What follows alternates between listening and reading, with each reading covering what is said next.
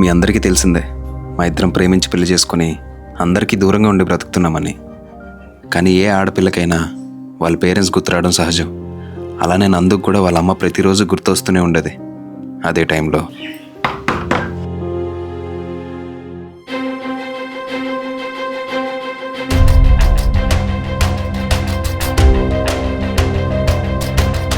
నందు నందు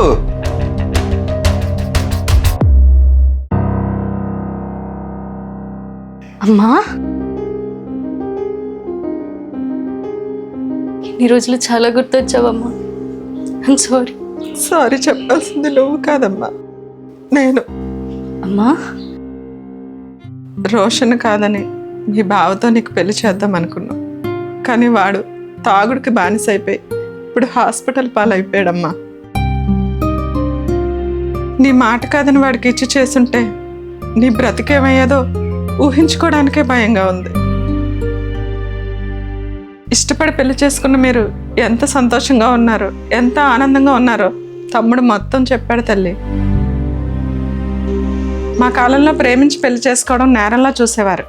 మాకు అలవాటైపోయి నేను అలానే చూశాను.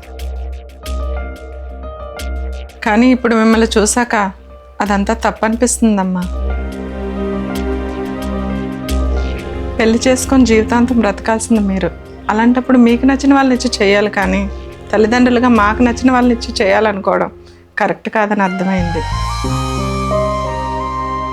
అందుకే నన్ను క్షమించండి బాబు. అయ్యో, ఇలానే ప్రతి ఒక్క తల్లిదండ్రులు ఆలోచించి మారాలండి.